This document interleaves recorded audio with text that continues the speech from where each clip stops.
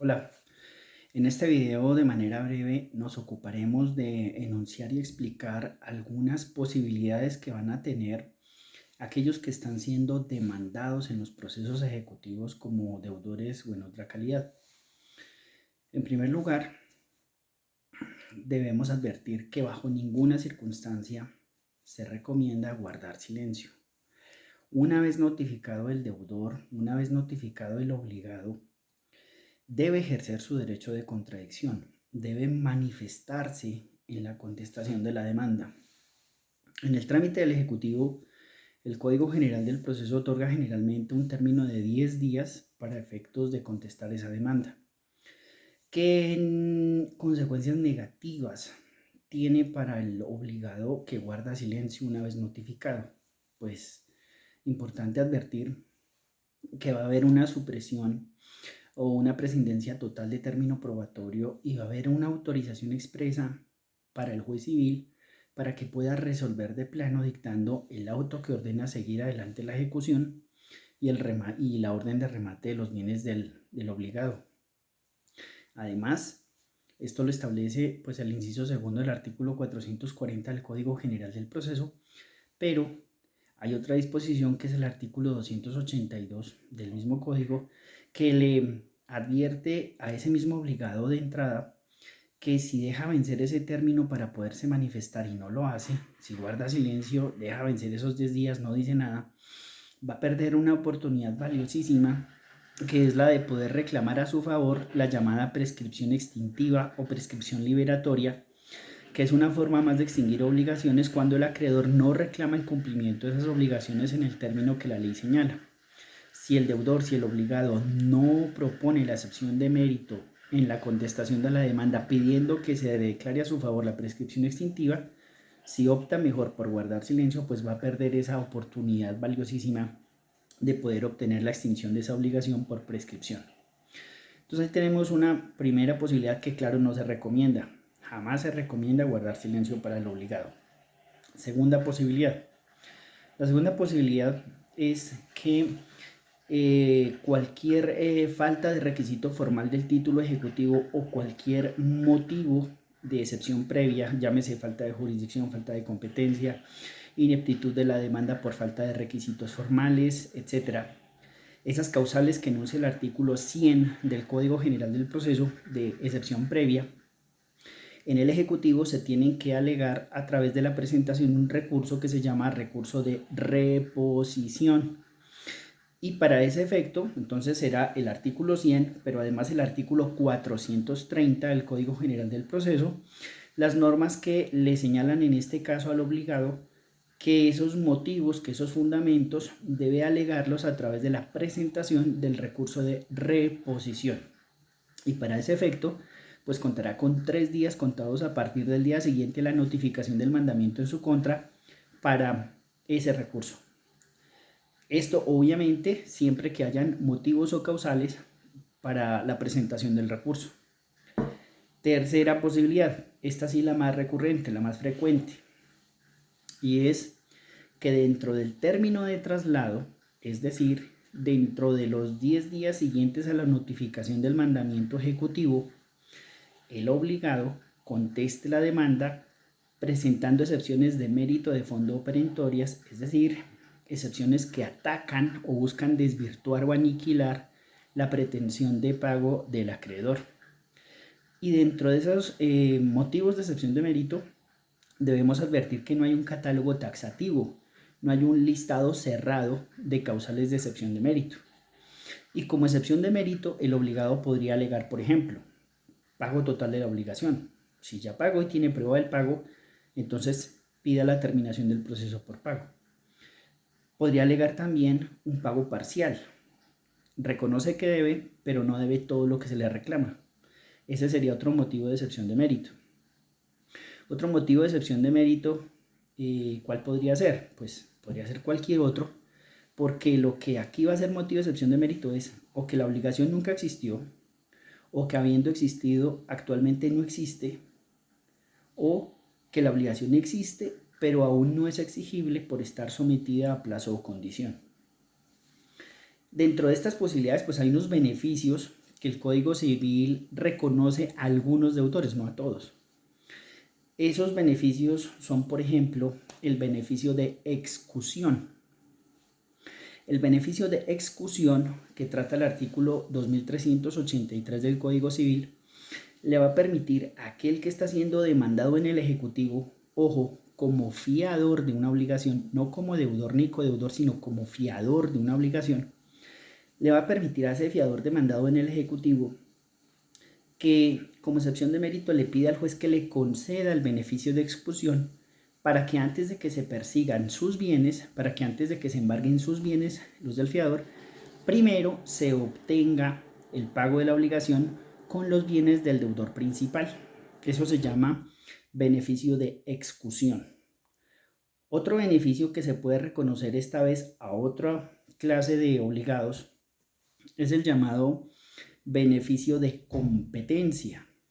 Y ese beneficio de competencia se trata en artículos como el 1684 del Código Civil, que en términos simples lo que establece es que algunos deudores, por ejemplo, cuando el deudor sea ascendiente o descendiente del acreedor, o cuando sea el cónyuge, o cuando sea el hermano, o cuando el deudor sea aquel donante a quien le reclaman el cumplimiento de la obligación derivada de la donación, entre otros, puedan solicitar en el ejecutivo donde se les demanda que se les permita pagar con lo que, así dice el código, con lo que buenamente puedan según sus circunstancias, para efectos de que se les garantice lo suficiente para su subsistencia, pagar con lo que buenamente puedan pagar mientras mejora su situación. Ese beneficio de competencia, reiteramos, no se concede a todos los acreedores o a cualquier acreedor. Debe tratarse de no se le concede a cualquiera de los deudores, sino que debe tratarse de alguno de los deudores que establece el artículo 1684 y demás normas concordantes. Ahora bien, podría darse otra situación. ¿Cuál es esa otra?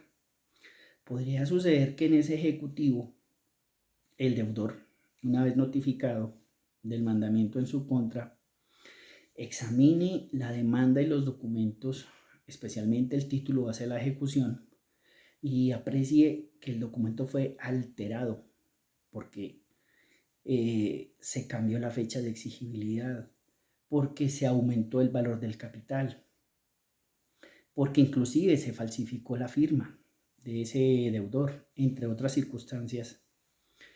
Pues en este caso también se va a permitir que esas alteraciones que se hayan realizado en el título base de la ejecución se puedan atacar con la excepción de mérito de la tacha de falsedad documental. Y para ese efecto, pues se tramitará la excepción, se practicará un cotejo, se confrontará la firma que habitualmente emplea el deudor en sus actos públicos y privados. Corresponderá a un experto, a un grafólogo, determinar si corresponde o no la firma, o si hubo sobreposición o cualquier otra clase de alteración sobre el documento, y de darse en las circunstancias de llegar a probarse la tacha de esa falsedad, el juez en la sentencia que desestime la pretensión de pago, además, va a tener que ordenar que se dé noticia de esta circunstancia a la Fiscalía General de la Nación para que se investigue el delito de falsedad documental. Y además, el artículo 274 del Código General del Proceso le va a advertir al juez que debe sancionar, debe imponer una sanción a aquel acreedor que alteró el documento base de la ejecución, es decir, aquel que incurrió en la falsedad documental, para que tenga que pagar a favor de la otra parte un valor equivalente al 20% de la obligación que se reclama. Esa sería la consecuencia para aquel acreedor que inescrupulosamente altera el documento para obtener el pago de una obligación inexistente o el pago de una obligación que fue luego alterada. Ahora bien, además de la posibilidad de ejercer su derecho de contradicción, pues el deudor puede explorar otras opciones. Claro, eso sí, ejerciendo su derecho de contradicción. Estas serían opciones adicionales a la del ejercicio del derecho de contradicción. Una primera posibilidad, ¿cuál podría ser? Podría eh, buscar a su acreedor y tratar de negociar con él una dación en pago. Dación en pago, es decir, buscar la aquiescencia o la autorización expresa del acreedor para que le permita al deudor eh, extinguir la obligación con una prestación diferente de la inicialmente pactada. Y esto pues se reconoce en varias normas, entre otras el artículo 882 del Código de Comercio, pero también por vía jurisprudencial. En sentencias como la del 2 de febrero del 2001 de la Sala de Casación Civil de la Corte Suprema de Justicia, se le permite a los deudores negociar con sus acreedores las daciones en pago. Importante entonces aquí que para que se dé la posibilidad se requiere autorización expresa del acreedor. Y entonces un ejemplo de dación en pago podría ser que usted debe 40 millones de pesos, pero no cuenta con el dinero, no cuenta con esa cifra, pero sí cuenta con una maquinaria que equivale a ese dinero. El acreedor no estaría obligado a recibirle a usted la maquinaria, pero si accede a hacerlo, podría extinguirse de este modo la obligación. Otra posibilidad se llama el pago con cesión de bienes. Es esa cesión de bienes que nosotros encontramos en artículos como el 1678 del Código Civil, pues no implica la transferencia del dominio de los bienes del deudor al acreedor, sino la posibilidad para que el acreedor pueda administrar los bienes del deudor para que con el fruto o el rendimiento de los bienes se pueda satisfacer la obligación.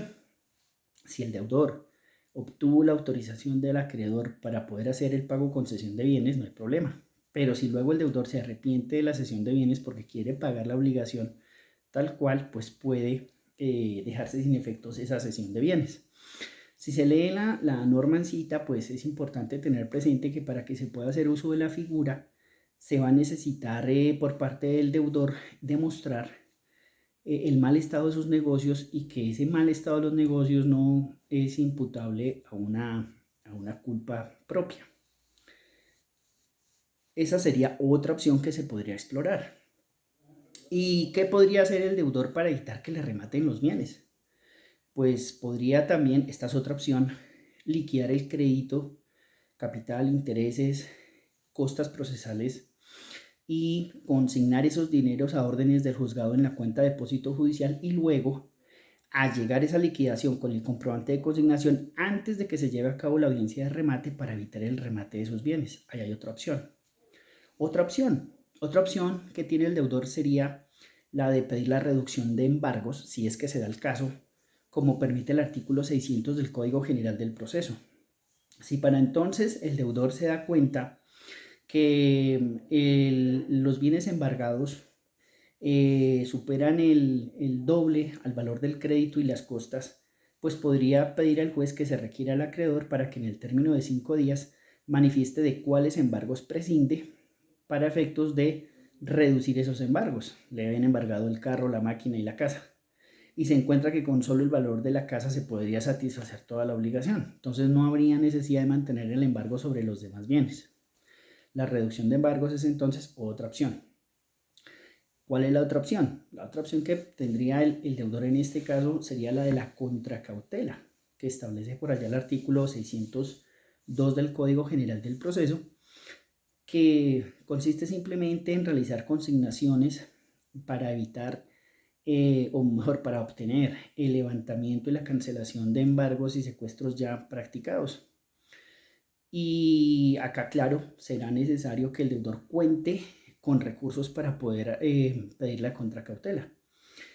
En la figura simplemente lo que se va a permitir es que el deudor le solicite al juez civil el desembargo de sus bienes y a cambio va a constituir una garantía que puede ser una caución, que puede ser con póliza de seguro o puede ser consignando esa suma de dinero en la cuenta de depósitos judiciales del juzgado para que se desembargue uno de esos bienes, ¿cierto?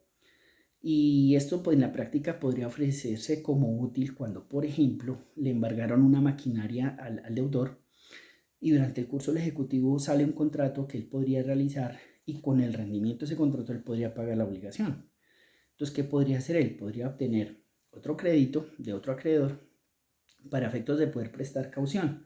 ¿Y por cuánto tendría que prestar caución? Pues por el valor de la obligación incrementado en un 50%. Entonces no habría lío con esto. Si se da el tema de la contracautela, se desembargaría la maquinaria, en su lugar quedaría la póliza de seguro y una vez ejecutado el contrato con la maquinaria, pues podría pagarse la obligación. Ya por último, por razones de tiempo, podríamos enunciar como otra opción para algunos deudores, no para todos, sería el tema de tramitar la insolvencia de persona natural no comerciante. Es decir, agotar los trámites previstos en los artículos 531 a 576 del Código General del Proceso, y esto cumpliendo claro con los supuestos de insolvencia, que se trata de un deudor que tenga dos o más obligaciones a su cargo a favor de dos o más acreedores y que el total del pasivo represente no menos del 50%, en fin, esta posibilidad restringida a los casos que establece el código para el efecto. Entonces, con estas breves menciones, dejamos vistas algunas opciones que la ley da a esos deudores en el curso de los ejecutivos. Nos vemos luego.